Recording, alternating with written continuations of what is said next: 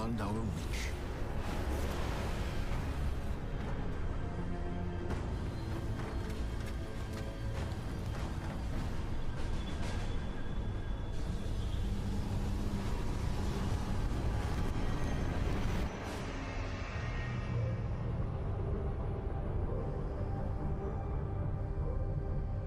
All attempts to funnel it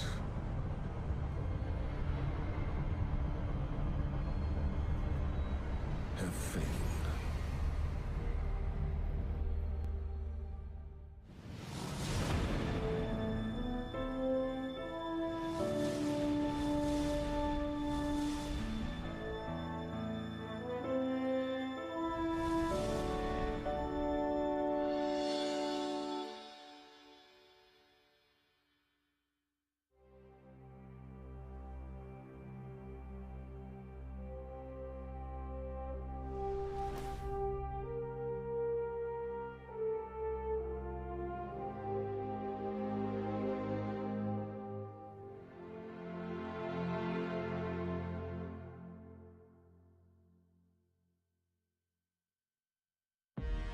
I've seen terrible things. You're gonna be missed, man. That's all I gotta say. You're gonna be missed. Damn, dude. Oh my gosh, where are we? That shit almost made me tear up. I had to suck that in. Oh my god. Oh, man, it's just sad, bro. Battle stations! Lost one of the most iconic voices, man.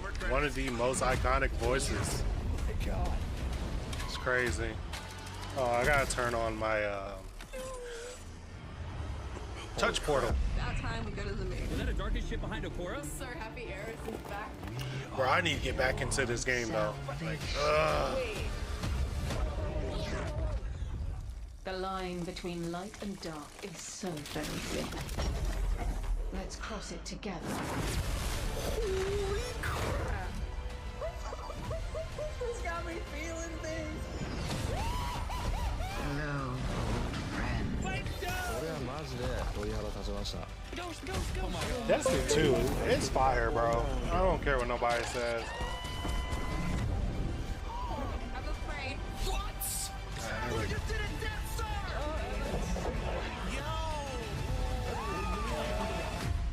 Hold on, I'm gonna turn off. What is he doing? No way! Save some, my God, was? Hopefully the stream is better. Alright, here we go. Maybe I should have cut that back on so I can see. I'm gonna cut it on my Chrome though. Instead. Thanks for tuning in, y'all. Like many of you, I've been playing games as long as I can remember. They're a core part of what makes me who I am. I believe there's this deeply rooted, often unstated mission of games to keep adventure alive.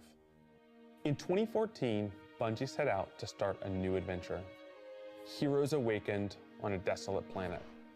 A silent god set in our sky. And it wouldn't be long before an ancient enemy, shrouded in darkness, showed up at humanity's door to destroy us. Over the years, our heroes would shape a story far greater than anything we could have imagined. Players would explore deep into the depths of Venus, hunting a machine god that controlled time itself. They'd invent ways to combine their mythic weaponry and their paracausal abilities to stand alone against monsters that took others an entire elite squad. They'd race alongside their friends far into the early morning in the halls of an ancient city where only a select few emerged victorious at dawn, clutching the heart of a dragon.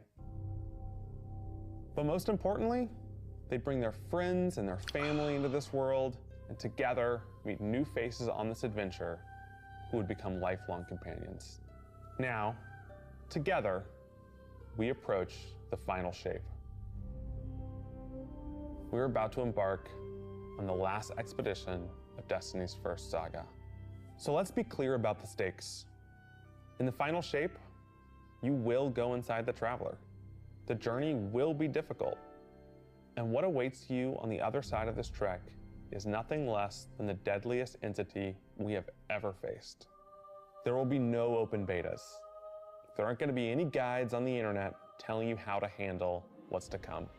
Whether you've been with us from the beginning, joined us somewhere along the road, or are looking at Destiny for the first time, anybody who shows up on launch day is going to be greeted with this same uncharted world, a vacuum-sealed experience begging for you to be the first person to peel it open.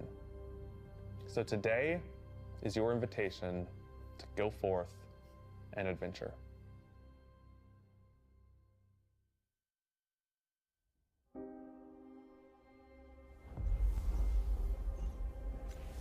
Bro, this is gonna be insane. This is gonna be insane.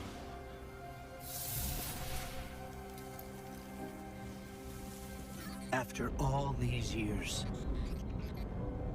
we never talked about it.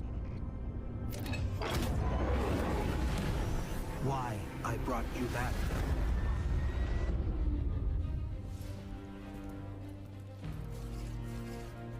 Why you were chosen.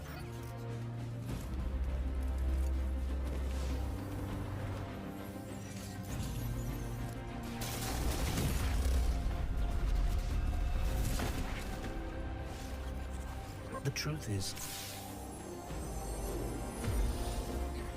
I didn't know then. It was just a feeling.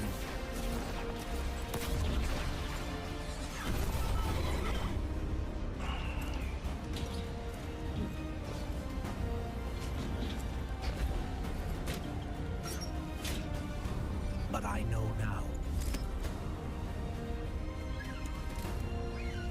After all we've seen, all we've lost, Jesus. this fight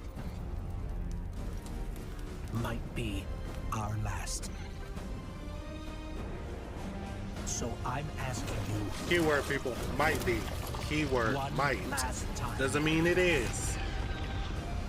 There's more to come. rise.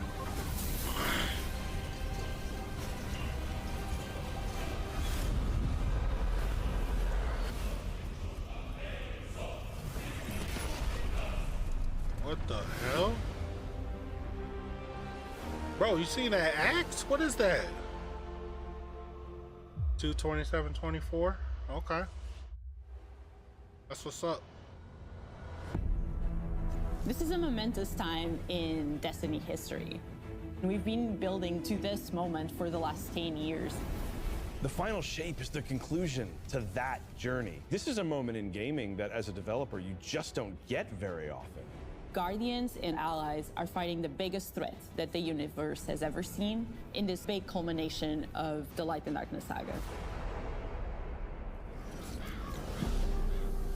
When we were thinking of what the final shape could be, it had to be a lot of different things. It needs to pay off this epic confrontation with the Witness that we've been setting up for years. It has to bring you closer to your allies in the Vanguard. It has to be this place that like makes you feel nostalgic for the entire journey you've been on. When we were resurrected by Ghost at the very beginning of this story, we didn't know why, but it was for this. The Traveler is asking us for help, and it's our responsibility to protect every living thing in the universe from what the Witness intends to do. When we first start the final shape, we are finally able to go through the portal that the Witness opened in the Traveler at the end of Lightfall. Inside is the Pale Heart of the Traveler. That is the stage for our showdown with the Witness. The Witness has the darkness. It has always had a connection to it. The Pale Heart of the Traveler is what it's trying to use to gain connection to the light. So with both, it can enact its final shape. The Witness looks around and sees a lack of purpose, no meaning. It wants to fix all that. So it's trying to put the universe into this frozen perfection where everything's just exactly how it thinks it's supposed to be. That is the final shape. Okay. If we're going to defeat the Witness, it's going to take everyone. Failure is not an option. We're gonna need the Vanguard, all of our allies, and all the Guardians to rally together and be brave in the face of Oblivion.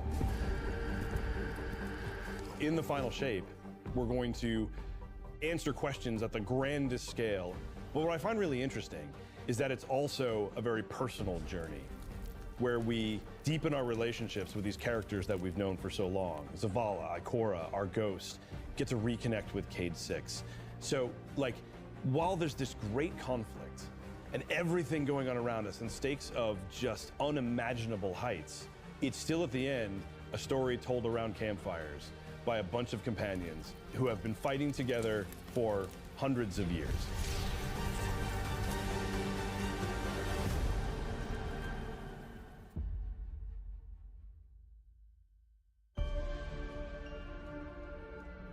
In the final shape, we're going through the portal that the Witness has opened up to confront it and stop the final shape. Inside the Traveler is this infinite, vast, unknowable, and we're landing on the Pale Heart, which is a fraction of really what is inside the Traveler.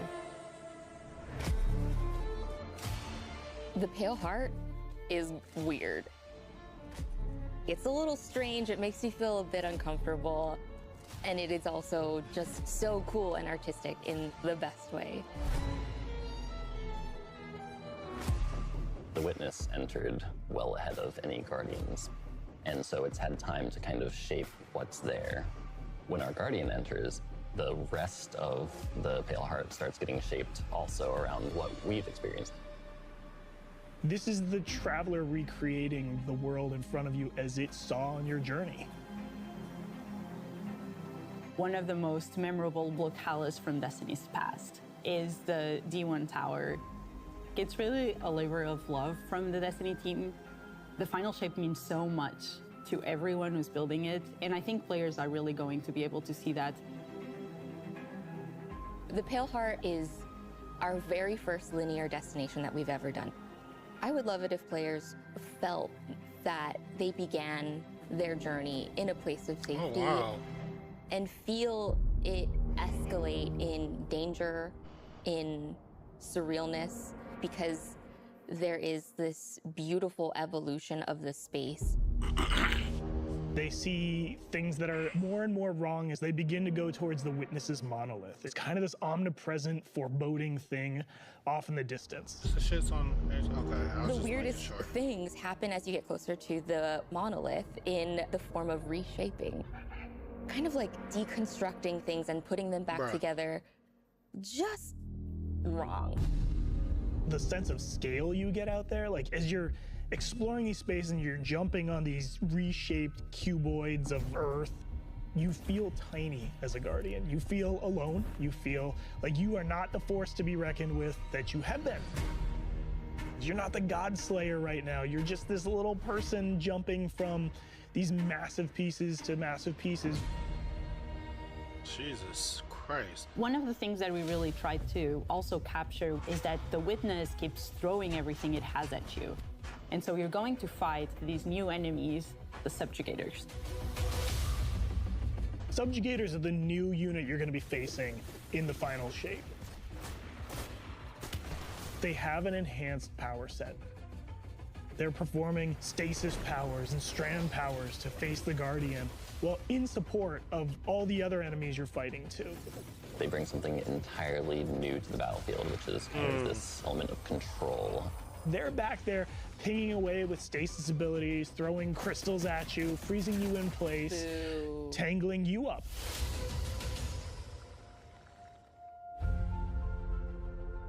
We're focusing you on the campaign and only the campaign.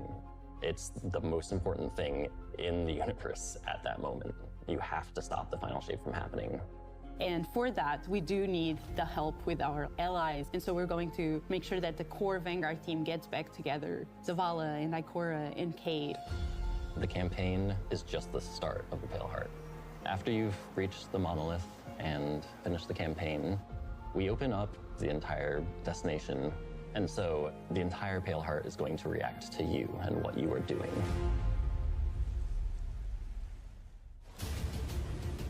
The campaign in the final shape doesn't really end with the final mission. The raids are where you defeat like the big bosses. So it's only natural that when you are going to confront the witness, you're going to do that in the raid. But that might not be enough. This is a moment where we need to rally all Guardians to be able to overcome the final shape and the witness.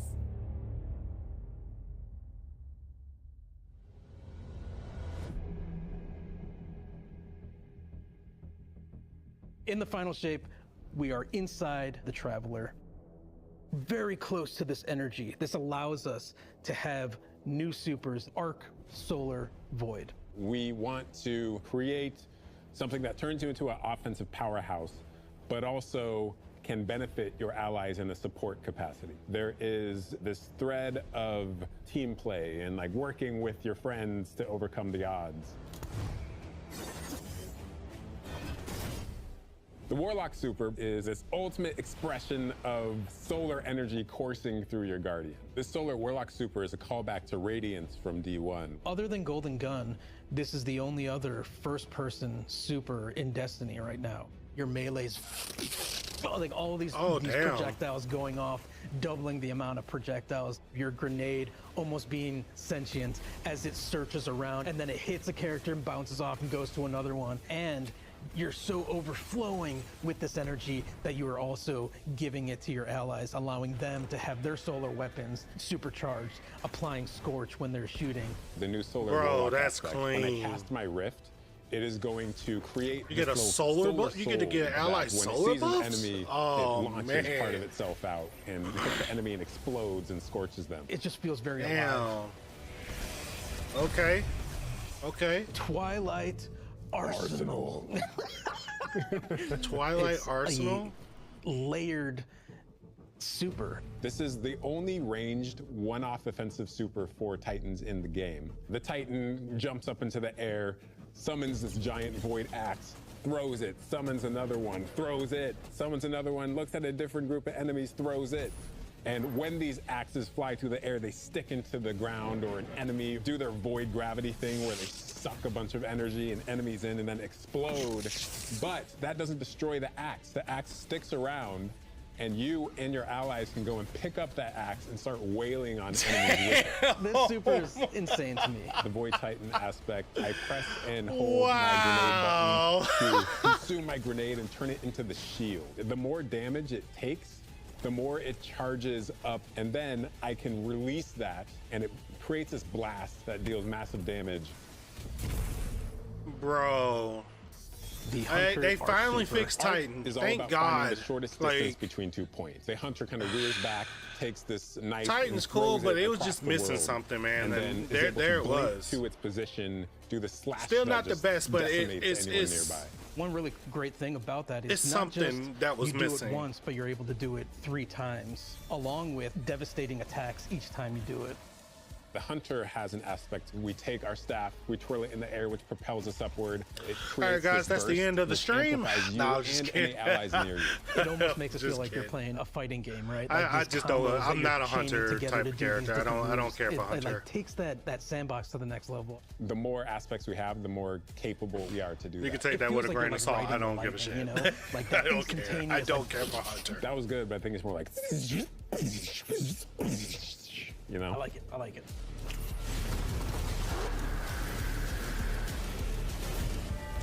Yeah, Titan and Weapons team has been working Warlock on looking all sorts cool. of goodness. We've got exotics, we've got legendaries, we've got perks. We're always cooking up stuff. We're always playing with stuff that we think is like really interesting or taking inspiration. We have Tessellation, which is this exotic pyramid fusion rifle. It has the really intriguing property of adapting your Guardian's current damage type. This will be the first time that you can run a weapon that can adapt to be strand or stasis in the energy slot. So you'll be able to run an entirely strand or entirely stasis loadout. Tessellation has the additional property that you can special reload to reshape your grenade and suck it into the weapon, and then fire out a super destructive single projectile. It's a really special weapon. What's the one specific exotic that I can make that's like really zany that you would like right now? What if Golden Gun was a sniper rifle. What if you could harness the might of the Traveler? You know, we had a moment where we saw that Traveler beam cutscene. I know. Don't give Hunter a golden sniper rifle, that is incredibly please. dope. No. So we've got this opportunity to bring back these iconic Destiny 1 weapons, but really turn it into something that feels unique in Destiny 2. We have to bring Khvostov into the fold. The Red Death exotic pulse rifle. And Dragon's Breath.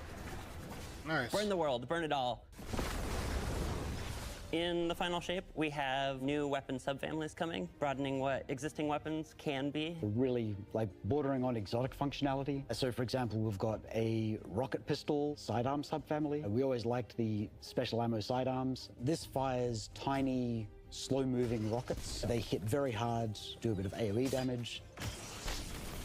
They have a mixture of regular weapon and rocket launcher stats. We're also doing a new support weapon subfamily. The support frame auto rifle is a type of legendary auto rifle. It'll let you switch seamlessly from firing at enemies to healing your allies.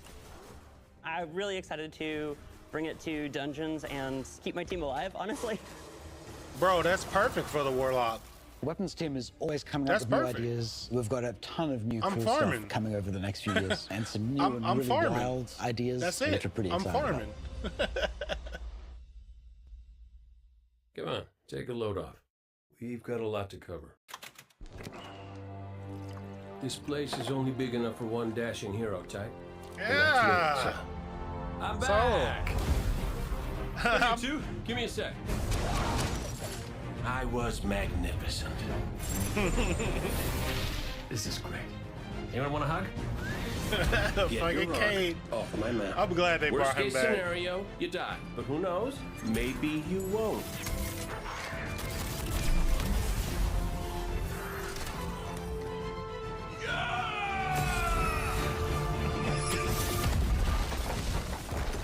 Well, better get back to it.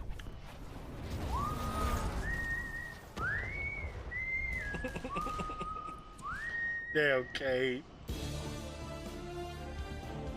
In this moment where we're driving to the end of the Light and Darkness saga, it's great to see Cade like return to this world at this moment with all this change about to culminate with this confrontation with the long-standing enemy, the Witness. Cade is the quintessential hunter. His presence casts such a long shadow over the story of Destiny, whether it was when he was alive or when he was dead. What Cade goes through For in this some reason journey, it how he switched serves as to- a catalyst for I the don't know other what that characters, is. I don't wanna be events wrong. that are uncovered to have It's brought just in him English. back. I don't know This what is how happened. the story had to end. There was no end to the Light and Darkness saga that didn't have Cade here I don't know what alongside his happened there. friends to finish the Fix my job. chair. Once we started digging into the Sorry. nature of the Pale Heart, I think that crystallized Cade's role as a guide. Cade is Virgil, and he's our guide through this other place. Cade is the one who is the most appropriate person to be the guide, because that's his job. That's always been his job. It just feels so natural for Nathan to be back in the booth. It felt amazing to just see him slip back into the role, like, without missing a beat. Right, instantly. In the flesh, or metal, as it were. Cade's the glue that's always held Zavala This and guy. Ikora together. Having him back puts them in a position of questioning where they've been and what they've done without him. You think about the journey that Zavala's been on and how he's been taken down this dark path, and you think about the weight that's been on Ikora, having to hold the Vanguard together, having Cade's voice of levity and brightness that he brings to that group, I think is going to be great for them. Well, at least we have each other. We want people to take away that sense of reunion and that idea of like the gang being back together for this moment. I'm here now. Wherever the hell here is.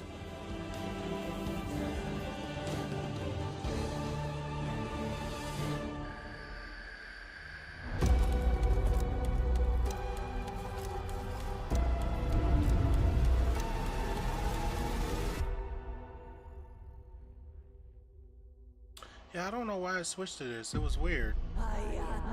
목격자의 끔찍한 위협에서 벗어나려면 Now I went to... 지구를 쓰러뜨리고 I'm confused. What happened? 마녀 여왕이 쥐고 있는 해답을 얻어야 한다. 수호자.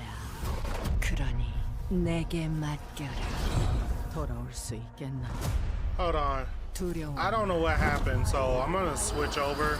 That's just weird to me that it did that. You now wield hive There we magic go. and have entwined it with your light. Assault the Spire Guardian and open the way to our tides.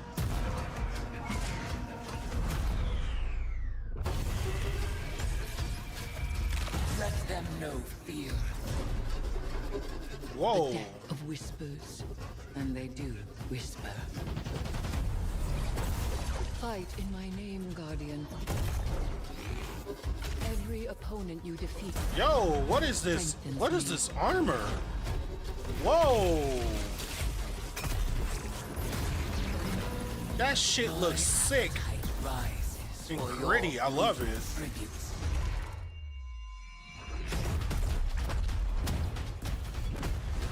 Let us show her. I'm weird. I like weird looking armor. That's just me. You have found the horn of battle. That shit looks badass. I like You that. are deserving of the greatest death I can bestow. Jesus. Season of the Witch. Oh, so what happened? So did what's name finally turn or what? What's going on here? Season of the Witch is our opportunity as players. We've been annihilating and breaking Hive spells, and now we finally get to cast them. At the end of Season of the Deep, we learn that Savathun has the key to getting into the portal that we need to go into. That means we have to go find Imaru, her ghost. Imaru's like, not so fast. We've got a bigger problem first, and that bigger problem's name is Xivu Arath. If we fight her, she only gets stronger. Oh, okay. Eris has an idea. It's a really good It's a wild-ass idea, yeah. It's a wild-ass She determines, idea. Like, well, the best way to fight fire is with fire. We are channeling Oh, all okay. of that energy that we're creating by going through, by eliminating enemies, and we're tithing to our friend Eris. Bring me your tithes. Dude, What she does it mean looks for the character, sick. the player, to kind of like be like Savathun? And that's where we went down the path of having Hive Eris. We want to extend that magical fantasy into the player then. That ability to have overwhelming magical power, that risk and reward into all of our activities and systems experiences. And so that's what led us to come up with things like Deck of Whispers. It's this magical deck of cards that creates amazing synergies with your build-craft meta and with buffs and the activities. They can then choose these cards at will, whichever ones they want, and then that really leans into the build crafting. You actually are getting cards that you can then use to place on the battlefield and change the way you play. I'm such a sucker for deck building. Like, being able to like bring that element That's into cool. Destiny gameplay has just been like, oh, chess Yeah, is oh, it's really super fun. That's cool. So we've got two brand new seasonal activities coming with Season of the Witch. We've got Altars of Summoning and Savathun's Spire. Savathun's Spire is our new 3-player offensive. You're doing a lot more with the Lucent Hive magic, but it's got a high amount of combatant density. It's got additional random encounters that you can come across. The Witch's Spire itself, Savathun's Spire, was like her reliquary for all these different magical experiments as she was learning the light. You're there in order to learn as much as you can in order to become a master spellcaster, right? To become like Savathun. Oh, The Altar of Summoning's activity is really exciting because you can spend like 20 minutes in it or you can spend 2 hours in it. It's a 3-player experience that you can hop in and hop out of. As you're going through this activity, you're filling the tithing bucket. As that tithing bucket is filled up, you'll get progressively more rewards. And then finally at the end, it'll cash out and you'll get a whole mess of rewards. Oh, I like that. We really wanted to make sure that there was a home for any exotic mission content coming in seasons after the year has passed. And so we developed what we're calling the Exotic Mission Rotator. Right away, we're getting Presage, Vox Obscura, and Operation Seraph Shield. This is some of the most fun content the team has making. boy. It's some of the content the fans and players of Destiny love the most. The most exciting thing, outside of just the missions themselves, is that every time we put a mission inside of that rotator, the exotic that comes alongside of it will become craftable.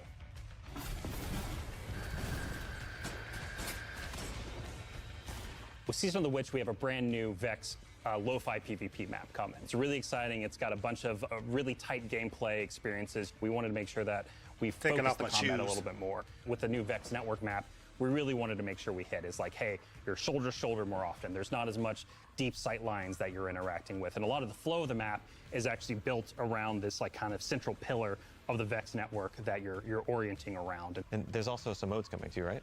We've got a new PvP game mode coming that's all about relics. It's about multiple relics, so it's not just one like the Scorch game mode from the past. Okay, so we've got the shield coming from Vault of Glass. We've got the spear back from Season of the Risen. And we got the scythe from Season of the Haunted. Yeah, so you're going to be reaping Guardians with that thing. It's a lot more tactical gameplay. It's all about running around the map, claiming these relic dispensers, and then grabbing them in order to push for victory. I will take what I need. The words in my throat are the weapon. Man, I don't get into PvP that much. I'm more of a feeling pretty PvE hypey person. You this know what I season. mean? Obviously, there's something in the A lot air. of people and so are, we're thinking you about know, like what's a good raid reprisal that would Not a really lot, but there's suit, some this people very in the hypey Destiny season. community There's that only one likes answer. the PvP. Me, I mean, I do, but I don't play it that much. I'm more of a explore type of player. I like to explore things. I don't really try to get competitive.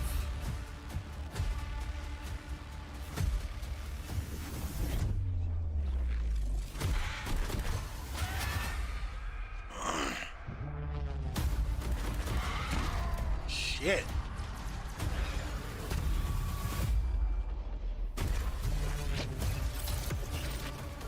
Only a true weapon of the light can stop his wrath.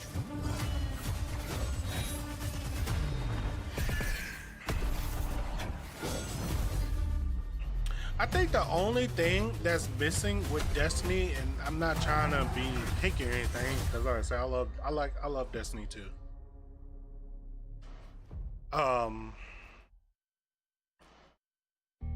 Combos for the weapons. Heading into the final shape, we really want to rally all Guardians at the end of the Light. I wish there was like, Saga. you know, like we combos want to like reduce you those hit, power barriers, you're on like as well as controller, catch people which up on key probably about story 80% beats of and people make sure that they have a that really play Destiny great is and on easy time controller. connecting with other players. No matter if it's console or PC. You In press the final your shape, right we're trying to find button, ways to make power like maybe more twice, simple and then easy to it has a understand, pause. and also lowering the It has a barrier to hold, entry. and then you It's press gonna it make again, and easier it for does like the players who sick have ender not been able or to whatever. I wish jump they into had something game like that. easily but- because they were held back by the challenges in grinding for the power levels that are required by these different activities. One of the major changes that's going to be happening starting with the final shape is there are going to be a certain number of activities that are going to be power fixed. So it doesn't matter kind of what power level you are going into it, you're always going to be able to approach it. There's still going to be tiers of difficulty that you can do, things that are just meant to be experienced a certain way. Things like Nightfall strikes that will still have power enabled, and that's where we're really going to focus the whole power climb. The raids, the contest modes that everybody loves to engage with, that experience is fundamentally going to be staying the same. I'm excited for this because I think there will be a lot more clarity for players in terms of understanding the relative difficulty of things, where they sit now in the spectrum. One way that we're trying to do that is making it easier for new players to engage with you. So we're introducing something that we're calling Fire Team Power. You can actually bring your friends along to play any dungeons and raids in the game without having to wait them to be at a certain power level. The person with the highest power in your fire team is actually going to bring all the others close to their power level, which means that there's no barriers really for any other Guardian to join you in this high-level content. When it's combined with Fireteam Finder, it also allows you to find strangers, people you've never played with before, and have that same experience. That's all regardless of the power level of you and the rest of the people in your fire team. Fireteam Finder is the new feature that's coming in Season 23, aimed at helping connect and find other people to complete the best and most aspirational content in Destiny. We have a tag system that allows players to be able to say, well, this is my playstyle. I'm really chill. I'm anti-sweat. I'm just really here to have Basically a good time. Exactly. Tags really allows players to show a little bit more personality, show a little bit more about what they're about. I think what's really great about it is with this launch, we're also looking at including inclusion tags. As an example, one of the inclusion tags that we have are for colorblind players. Hopefully the inclusion tags will bring players closer to finding their community and even closer to the people that they're playing with. So once a listing goes live, players will be put into a listing lobby where players can gather, they can communicate with each other. So we wanted to make it as convenient and as easy as possible for players to not just sit and stare at a screen for a long time while their listing actually fills up. As a gamer who's typically more solo, I'm especially excited about this because it really is about helping reduce that anxiety and burden that comes with trying to make. So you mean tell me y'all took this damn long to bring out a feature that should have been in the game a long time ago? The feature I'm gonna kick all y'all in the butt. I'm incredibly excited about. Nah, is that's Timeline awesome, man. Hell yeah, about Essentially fucking what time. we have done is we've went Timeline back to Reflection previous is a expansions free-for-all. and pulled out missions that we felt really represent key narrative beats within our story. We are going to have a mission for Forsaken, a mission for Beyond Light, as well as a mission for Witch Queen. Thanks for the memories, Guardian. The neat thing about these missions is they're not going to be like one-to-one for how you would experience them in the campaign. You're also going to get additional pieces of narrative fed to you to like identify like, hey, this is why it's important that this happened, and here are the people you met along the way. A really big one that's really timely for Final Shape is Cayde's last stand from Forsaken. This is a moment that a lot of players, new and old, are going to come back to Destiny. I think this is just the right time to introduce features that are going to allow those players to jump right in and find people to play with and enjoy this content Man, regardless they of their going power. ham. They going ham on Destiny 2 right now. We're reaching the end of this 10-year journey. What comes next? The episodes, and the new way we're going to tell stories moving forward. What's really important about episodes is that it's a really big shakeup to what we've been doing. Instead of providing 4 seasons a year, you are going to get 3 larger episodes. And so the first 3 episodes in this coming year are called Echoes, Revenant, and Heresy.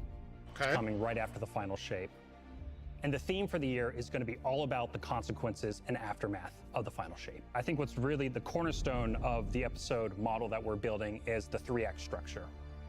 6 the acts weeks. act as these anchors for us to Jesus. introduce new weapons, new artifact mods, new activities. There's going to be new missions coming around the core. There'll be new story moments in every single one of these acts. We're actually providing more cinematic styled experiences throughout the Final Shape year and the episodes with it than any of the seasons we've ever developed before. These new stories are actually playable as standalone. Like each episode is something you can experience, whether you've been playing Destiny for 10 years or this is your first one. You're going to be able to basically enjoy them in any order you want to. I think the opportunity with this big epic moment is that we get to innovate the game. We get to move the game forward. It's all about change frequently. It's all about deeper story moments. It's all about more weapons, more loot, more often. And it really provides the team with a platform to go much deeper into the themes and fantasies and story of any individual episode as compared to the seasons you know of today. I'm so excited to see what the narrative team can do with this kind of new platform of storytelling. Episodes provides this awesome foundation for the future of Destiny. We're moving into the next stage of Destiny 2. I think some people look at the Final Shape and they think Destiny 2 is coming to the end. And in many ways, it's the opposite. We're leaning in. We're putting the pedal to the metal. Episodes provide us a new, innovative way for players to engage with Destiny 2 throughout the year.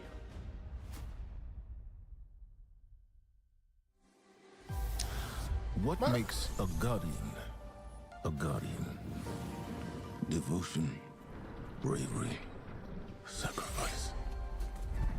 We know that we were chosen for a reason, by something greater than ourselves. Guardian. Guardian? Eyes up, Guardian.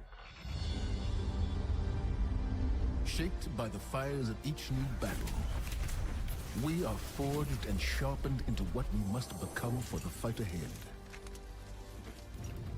We are the final line that halts the second collapse. All of us. Every Titan. Every Warlock. Every Hunter. What is it the Guardians say? Devotion inspires bravery. Bravery inspires sacrifice. Sacrifice leads to death. The line between light and dark is so very thin. Let's cross it together.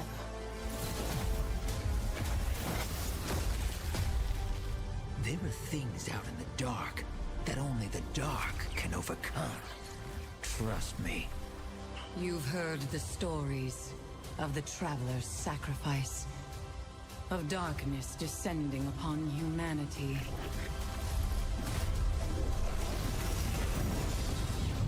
Our purpose is its end.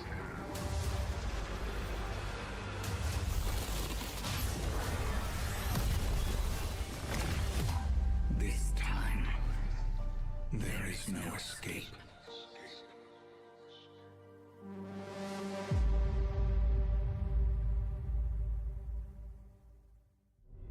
It's going to be an exciting year for Guardians.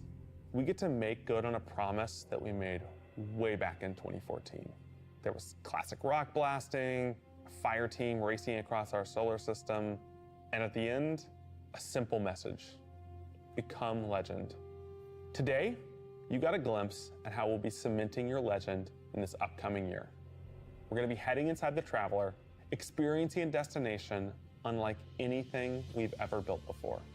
We'll face the biggest bad we've ever made, and we'll do this all alongside a streamlined progression system, allowing us to easily play with friends in any content in the game. And as the dust settles in the final shape, we're going to continue our legends in Echoes.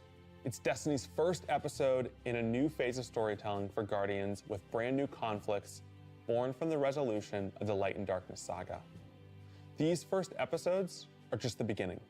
But if you're chomping at the bit to see how the Light and Darkness saga is going to kick off the future of Destiny 2, we've got a ton of great content for you to jump into today. Going live after this, we've got Season of the Witch, with a new story, new weapons, new armor, new activities, and new PvP content, all alongside a series of story catch-up missions, allowing any of your friends to jump into the game and get up to speed on what's happening in this world. Then, next week, a brutal reprisal of Crota's End is going to join the ranks of our aspirational content. I can't wait to see you all in the Throne World as we learn more about the final shape and how we can stop it. I think for me, the one season, I think Season of Plunder, that shit only took me like 2.5 weeks to finish. I know people probably finish it way less than that, but that's still pretty fast for me.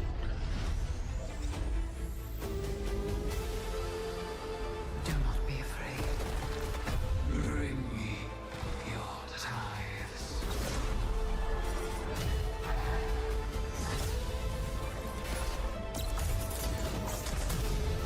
After all these Yeah, oh, this years, looks great. It looks good. I think the one huge W is the might be our last.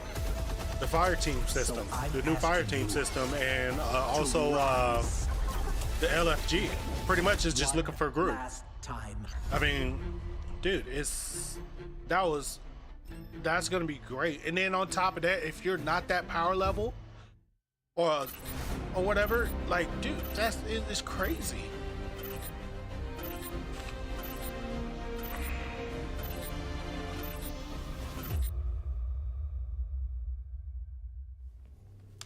When we create a collector's edition, we try and recreate items from the universe for players to enjoy outside of the game. So this year we're doing a Destiny 1 tower. We really tried to work hard at thinking about 10 years of Destiny and how best to encapsulate that experience. Even as the game dev who've worked on it since day one, like, I think having it be the tower is super exciting for us because it's going to kind of catalog your journey of a player from when you first started playing Destiny all the way to now. The tower, it's kind of like the beacon in which you're a place you can call home. You get the tower, and then there are actual figures of the Vanguard mentors that accompany that architectural model. And there's a lot of hidden messages and hidden things. There's gonna be some fun surprises. We're always trying to push the envelope. And so we've been playing a lot with magnetic locks and sound effects, and lights. just sort of make this experience as a whole. That's cool. Really special.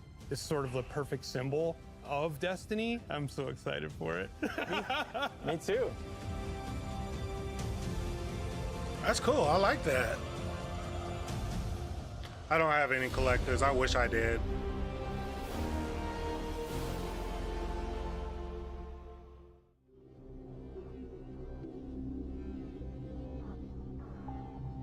Yeah, that was pretty dope. Oh, looks like I'm gonna be playing Destiny. They have a post show. All right, yeah, that was pretty cool. Yeah, I'm looking forward to the final shape. I have not finished the latest one. I have not finished that one yet. Lightfall. I think I've hit. Well, I think I finished the main, but I have not done. Like, I might have. I don't remember. But I know I got the strand. I know I got the power. I know I got that. But I think there's more to it, and I just haven't really been playing it. But yeah, that was pretty dope. I'm looking forward to that shit on next year. And that one deal that they had was the hugest thing for me is the whole deal of the whole new fire team system. That's one thing that I really was like, holy shit, they finally added. I was joking around when I was saying the other shit, but I'm happy that they're adding that. That's great.